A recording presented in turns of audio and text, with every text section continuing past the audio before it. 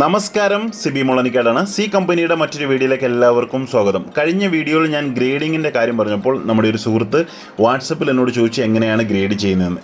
ഈ ഒരു രീതിയിൽ നമുക്ക് ഗ്രേഡ് ചെയ്യേണ്ട നാണയങ്ങൾ ഞാൻ കവറിലാക്കി കാറ്റലോഗ് നമ്പർ ഉൾപ്പെടെ ഇതിൽ മാർക്ക് ചെയ്യും. കാരണം ഗ്രേഡ് ചെയ്യുന്നവർക്ക് പെട്ടെന്ന് അത് കണ്ടെത്താൻ വേണ്ടിയിട്ടാണ് കാറ്റലോഗ് നമ്പർ ഉൾപ്പെടെ മാർക്ക് ചെയ്യുന്നത്. ഈ KM67 എന്ന് പറയുന്നത് ലോകത്തിലുള്ള എല്ലാ ന്യൂമിസ്മാറ്റിക് അസോസിയേഷനുകളും അല്ലെ വ്യക്തികളും അംഗീകരിച്ചിരിക്കുന്ന ഒരു സ്റ്റാൻഡേർഡ് കാറ്റലോഗ് ഉണ്ട്. ആ കാറ്റലോഗിലെ നമ്പറിനെയാണ് KM നമ്പർ എന്ന് പറയുന്നത്. KM67 എന്ന് പറഞ്ഞാൽ ട്രാവൻകൂറിൻ്റെ 67ാമത്തെ നാണയമാണ് ഈ 1116 ഹാഫ് റുപ്പി.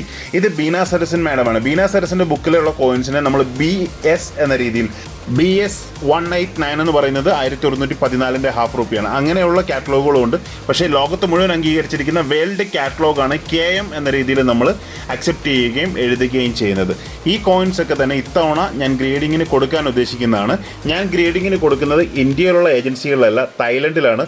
അതാണ് ഞാൻ ഈ 3 മാസമോ 4 മാസമോ കൂടുമ്പോൾ തായ്ലൻഡിൽ പോകുന്നത്. ഇത്തരത്തിലുള്ള നാണയങ്ങൾ ഗ്രേഡ് ചെയ്യുക എന്നുള്ളതാണ് പ്രധാന ഉദ്ദേശം. കഴിഞ്ഞ തവണ ഞാൻ കൊടുത്തിരിക്കുന്ന നാണയങ്ങളാണ് ഈ കാണുന്നത്. ഇത് പല നാണയങ്ങളും ഞാൻ അതിന് മുമ്പ് നടന്ന മലേഷ്യൻ എക്സിബിഷനിൽ നിന്ന് പർച്ചേസ് ചെയ്ത നോട്ടുകളും നാണയങ്ങളൊക്കെ ഉണ്ടായിരുന്നു. അത് നേരെ മലേഷ്യയിൽ നിന്ന് തായ്ലൻഡിലേക്ക് പോവുകയും അവിടെ ഗ്രേഡിങ്ങിന് കൊടുക്കുകയാണ് ചെയ്തത്. ഇനി അവിടെ നിന്ന് ഗ്രേഡിങ് കഴിഞ്ഞ് ഞാൻ 1-2 മാസത്തിനുള്ളിൽ ഇത് കളക്ട് ചെയ്ത് നാട്ടിലേക്ക് വരും. ഇത് ചക്രങ്ങൾ കാണുന്നത് 2 എറർ ചക്രമാണ്. പാലസ്തീൻ്റെ കോയിൻ കാണുന്നത് OMS അതർ മെറ്റൽ സ്ട്രൈക്കാണ്. ഈ കാണുന്ന ആൻറ്റിഗ്വ ആൻഡ് ബാർബുഡേൻ്റേത് റയർ സിൽവർ നാണയങ്ങളാണ്. പിന്നെ ആ 2 എന്ന് പറയുന്നത് 1955 റയർ കോയിൻസ് ആണ്. അപ്പോൾ നമ്മൾക്കത് കണ്ടീഷൻ കുറഞ്ഞാലും റയർ നാണയങ്ങളായതുകൊണ്ടാണ് അത് ഗ്രേഡ് ചെയ്യാൻ കൊടുത്തിരിക്കുന്നത്. പിന്നെ ഈ കാണുന്ന സ്റ്റാമ്പ് കറൻസി അത് ബ്ലോക്ക് ഓഫ് 4 ആണ്. കേമാൻ ഐലൻഡിൻ്റെ $70, അതുപോലെ കേമാൻ ഐലൻഡിൻ്റെ $40. ഇത് ഫാൻസി നമ്പറാണ്, 3 ഡിജിറ്റ് മാത്രം എൻഡ് ചെയ്യുന്ന ഫാൻസി നമ്പറാണ്. അപ്പോൾ അതൊക്കെ ഗ്രേഡ് ചെയ്ത് വെച്ചേക്കാമെന്ന് കരുതി. അതുപോലെ തന്നെ വത്തിക്കാൻ്റെ കറൻസി 1700-ൽ മാത്രമാണ് വത്തിക്കാന് പാപ്പൽ സ്റ്റേറ്റ് എന്ന രീതിയിൽ കറൻസി ഉണ്ടായിരുന്നത്.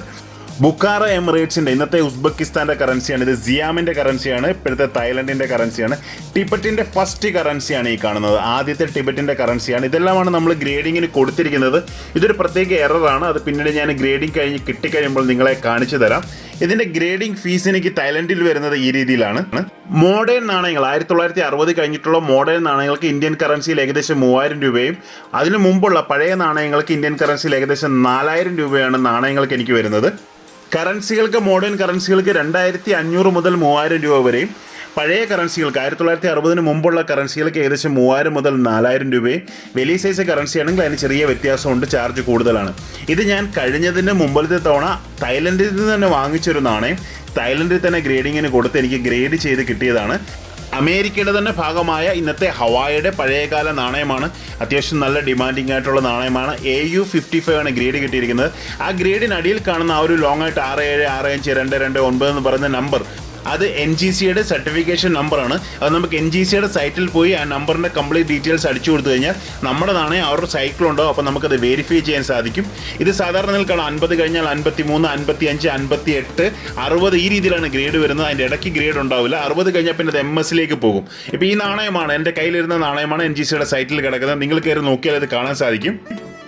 AU55 80 നാണയങ്ങളും അതിനേക്കാൾ കൂടിയ ഗ്രേഡിൽ 297 നാണയങ്ങളുമാണ് കാണിച്ചിരിക്കുന്നത്. ഇപ്പോൾ ഇതിൻ്റെ തന്നെ ഹയർ ഗ്രേഡ് ആണെങ്കിൽ ഇപ്പം ഇതിൽ കാണാൻ 64 കഴിഞ്ഞാൽ പിന്നെ ഗ്രേഡ് കാണുന്നില്ല. ഇപ്പോൾ ഈ ഒരു ഗ്രേഡുള്ള നാണയം 68 69 ഒക്കെ ആയിരുന്നെങ്കിൽ ഈ നാണയത്തിൻ്റെ വില മിനിമം ഒരു 5 ലക്ഷം രൂപയെങ്കിലും വന്നേനെ. പക്ഷേ നമ്മുടെ നാണയം 55 ഗ്രേഡാണ്. 40,000 രൂപ മാത്രമേ മാർക്കറ്റ് വാല്യൂ ഉള്ളൂ.